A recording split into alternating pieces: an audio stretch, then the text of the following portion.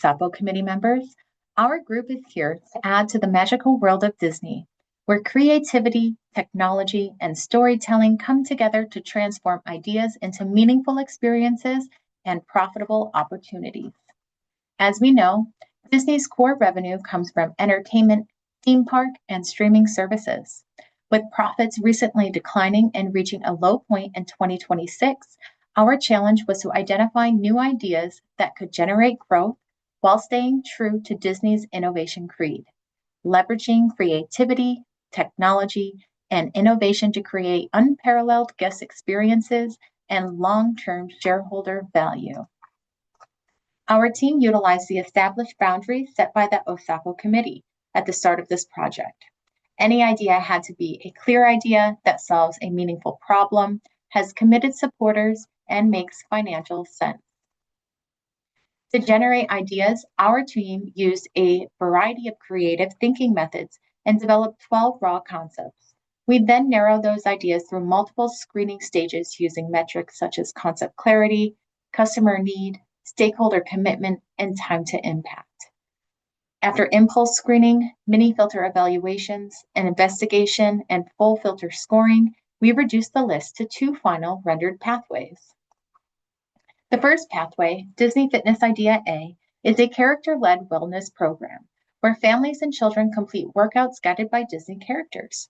The platform will be offered in tiered bronze, silver, and gold memberships, while leveraging Disney's existing character library, storytelling expertise, and digital capabilities. Within the Disney Fitness application, there are challenges in which you can earn character incentives for doing your workout. The second pathway, Disney Fitness Idea B, is a fitness app in which Disney uses characters as virtual fitness coaches to guide personalized workouts based on each user's fitness level and available equipment. Designed for adults, children, and families, the app combines virtual and in-person experiences, allowing users to participate in team fitness challenges and earn rewards such as Disney figurines, park, and merchandise discounts. The idea we rejected is our one-time payment of new release movies. Our team ultimately decided to disregard this idea because it didn't offer Disney enough expansion into the market.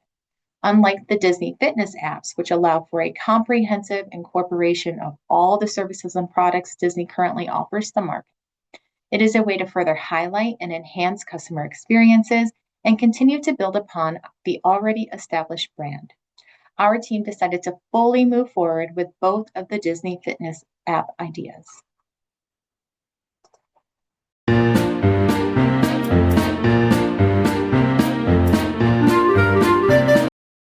The first rendition for Disney Fitness will be a streaming service where there are challenges for the customer and you can earn characters for doing a certain amount of workouts. Additionally, workouts would vary based on what equipment the customer has access to at home, whether that be a home gym, small weights, or no equipment at all. This would be marketed on a global scale and we would focus on marketing to education and childcare industries. This would be offered in a hybrid format where there would be options for both in-person workouts or virtual workouts, depending on the customer's wants or needs. The streaming service would have tiers, and customers would be able to purchase a different tier, whether that be bronze, silver, or gold. The higher the tier, the more access to different workouts and rewards. This model would be a heavily vertical model where Disney would utilize the resources they already have towards this idea. The first investigational highlight worth mentioning was the filter rating. This idea rated a 69 to 71 as there were still a few factors on our filter that we were still in between. In one of the potential customer interviews, their willingness to pay was around $5 to $15 a month. This potential customer is a daycare teacher and thought this idea would be a great way to get kids of all ages more interested in being active. One of our subject matter experts said that incentives would help with customer engagement, such as if customers in the gold tier did their workouts consistently for 2 weeks, the customer could get a $100 credit towards their next Disney trip. This would in turn make more profit for the company as it would incentivize families to spend money and go to one of Disney's theme parks. An example of a lower tier incentive would be something such as a free character to pick from. Our subject matter expert also mentioned accessibility for all kids at any socioeconomic levels. Workouts would be tailored for all ages based on their development needs and would not require any workout equipment. We researched online to find out the demand for how many people are in need of activity in their daily lives. We found that currently 31% of the adult population, or around 1.8 billion, are physically inactive. Activity is defined as 150 minutes of moderate intensity per week. Additionally, 81% of adolescents between the ages of 11 to 17 years were physically inactive. Girls were less active than boys at 85%, not meeting the guidelines, with boys at 78% not meeting the guidelines. Furthermore, at 60 years old, the physical inactivity raises in both men and women. The biggest reason to pursue here is the sheer amount of expansion potential that this idea has, whether it be in-person workouts or remote virtual videos, or whether the videos are tailored to any age range and the different developmental needs at each age in the child's lifespan. Videos could tailor to full family workouts as well. The features with characters are endless. This could additionally be offered at Disney hotels and on-site workout spaces with characters and the equipment available. Additionally, partnerships would be a big opportunity here. Think businesses like the YMCA or Planet Fitness. With all the expansion potential comes profit potential as well. Additional merchandise created from these partnerships or workout themed merchandise would be another profit to come from this idea. Disney already has the resources to implement this idea. The time to realistically implement would be around 6 months between designing the app and filming all the workouts as well as marketing it to the ideal customers. However, Disney already has their Disney Plus app, so this would only require allocating a few resources from teams that already work on this type of product for this idea. The biggest holdups with this idea is the potential necessary partnerships. Not only the gyms such as Planet Fitness or the YMCA, which setting up contracts with them may take up to 6 months to a year, but partnerships such as private or public schools where they may or may not want to pay extra costs or think that this is truly beneficial for them. Furthermore, there is already competition in this area. One simple Google search tells you Netflix has partnered with Nike for workouts on their platform. Other competitors would be Apple Plus Fitness, Amazon Prime Video, Tubi and Hulu, the Peloton app, Daily Burn, and FitOn. However, none of these fitness options have the marketing benefits of the Disney characters that kids know and love.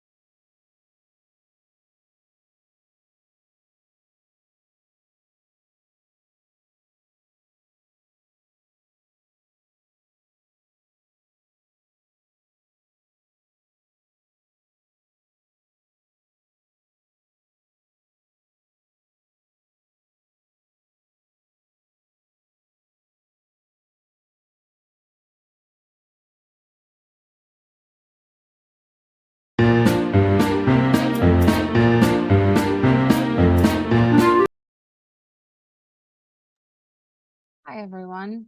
After completing our filtering, shaping, and research and customer interviews, our recommendation is to continue investigating the Disney fitness concept while discontinuing the one-time movie purchase idea. Although the streaming concept addressed a customer need, it ultimately expanded on existing Disney service rather than creating a new, truly new opportunity. In contrast, Disney Fitness became stronger throughout every stage of our investigation and evolved into a scalable wellness platform with multiple opportunities for future growth. One of the biggest findings from our project was that Disney Fitness kept improving as we gathered more information. The renditions process, customer interviews, and research all identified additional opportunities to expand the platform beyond exercise into nutrition, family engagement, wearable technology, community challenges, and rewards. Rather than being a single application, it evolved into an entire wellness ecosystem. Our recommendation is not to launch the product immediately. Instead, the next phase should focus on validating customer demand with a larger sample, building a prototype, evaluating Disney's strategic fit within the wellness industry, and testing whether the unique Disney features provide enough value to differentiate the platform from existing fitness applications. The greatest lesson from this project is that innovation is not about protecting the first idea that seems exciting. It is about following a disciplined process to generate, refine, validate, and sometimes reject ideas. Our investigation gave us confidence that Disney Fitness is the stronger long-term opportunity because it consistently became more valuable as we challenged our assumptions and gathered additional evidence. Thank you.